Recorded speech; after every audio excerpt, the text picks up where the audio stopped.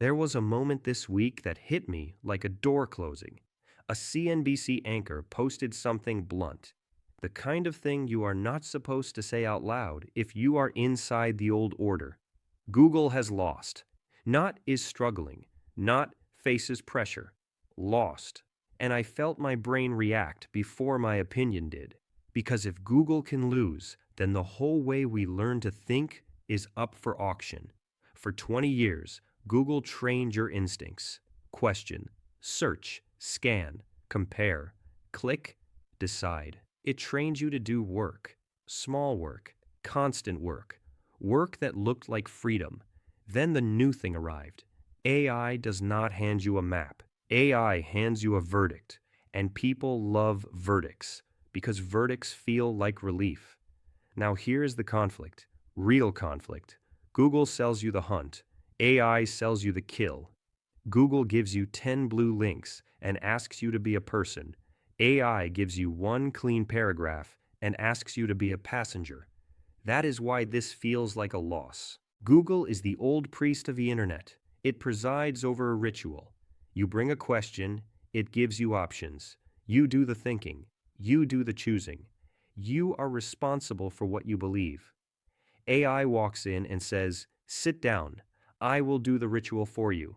And a lot of us go, "Thank you," because we are tired. We are tired of tabs. We are tired of choosing between 50 articles written for ads.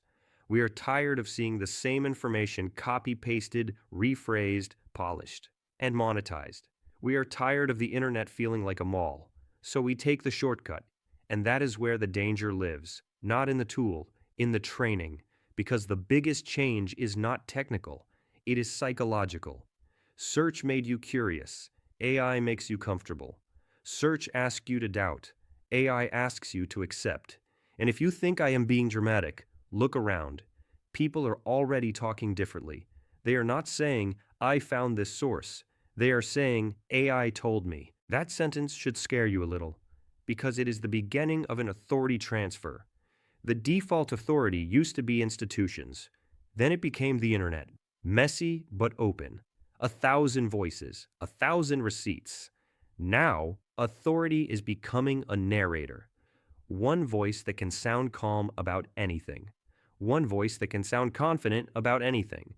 And the narrator never sweats. The narrator never pauses and looks away. The narrator never has that human moment where you can hear the doubt in the throat. I want to make this personal for a second. I write fiction with AI. I use it. I do not pretend I do not. And one of the biggest things I learned is this. AI is a brilliant first draft machine. But a first draft is where lies are born. Not malicious lies, lazy lies, the kind that feel true because they sound smooth. That is what makes AI powerful.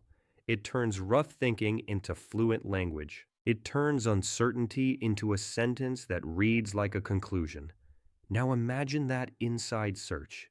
That is the war. Google's old job was to point. AI's job is to speak. Pointing is humble. Speaking is dominant. Now take that conflict and multiply it by money. Google is built on ads. Ads live inside the hunt. Clicks, browsing, time. AI is built on subscription, enterprise, integration, and eventually action. AI wants you to stop clicking. AI wants you to ask, accept, and move on. So when someone says Google has lost, what they mean is this. Google's business model is chained to a behavior that humans are abandoning. Humans do not want the hunt anymore. They want relief. And here is where the controversy gets spicy. We are going to miss Google, the old Google.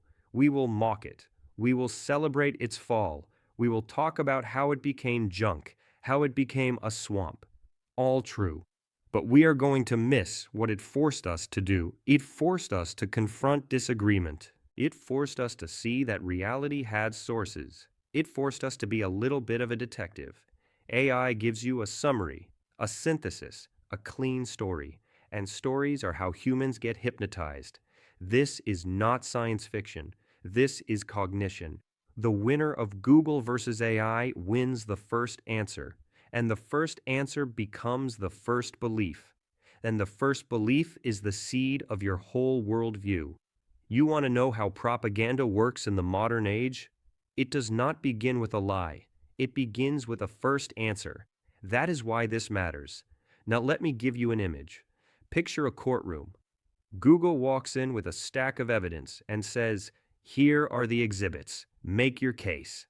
AI walks in with a closing argument and says, "Here is what happened." Most people will choose the closing argument because it saves time, because it reduces anxiety, because it feels like a competent adult in the room. That is why Google is terrified. Google is not losing to a better library. Google is losing to a better storyteller, and storytellers can rule a society. Now, here is where I will stir the pot. AI will not just replace search. It will replace the part of you that used to enjoy being wrong in public. Think about it. When you used Google, you often had to admit you did not know. Then you had to sift through information. Then you had to take a stance. And that stance could be challenged. AI gives you cover. You can outsource your stance to the narrator. You can say, "It said this," and it feels like you are not fully responsible.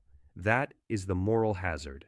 When responsibility dissolves, power concentrates. Now we bring this back to the optional human. Optional human is not about hating AI. Optional human is about refusing to be replaced inside your own head. AI should be a tool you hold. AI should not become the voice that holds you. So what do you do with this? You do something simple, something almost old-fashioned. You keep two tabs open in your brain. Tab 1 is the narrator. Tab 2 is the skeptic.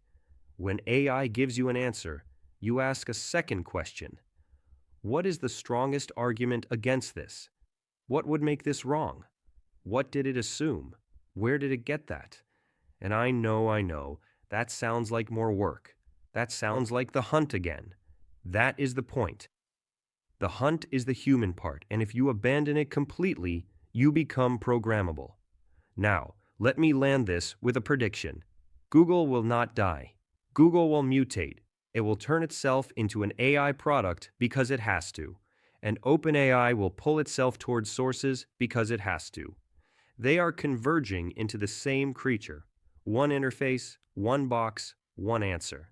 The war ends with a merger of behaviors, and the winner is the company that becomes your default. The company you ask first. The company you trust to speak in the tone of authority. So when a CNBC anchor says Google has lost, I hear something else. I hear the sound of an era ending. The era where knowledge was a hunt. We are entering the era where knowledge is a performance, and performance is easy to fake. So here is my closing thought. You are allowed to love the convenience. You are allowed to use the tools. You are allowed to be impressed, but you have to guard one thing: your capacity to doubt a fluent sentence. Because the future is not about who has the most information. The future is about who gets to narrate your life. Google wants to narrate it with links. AI wants to narrate it with answers. And you, optional human, have one job. Keep your hand on the steering wheel. Even when the narrator sounds calm, even when the narrator sounds right, even when the verdict feels like relief.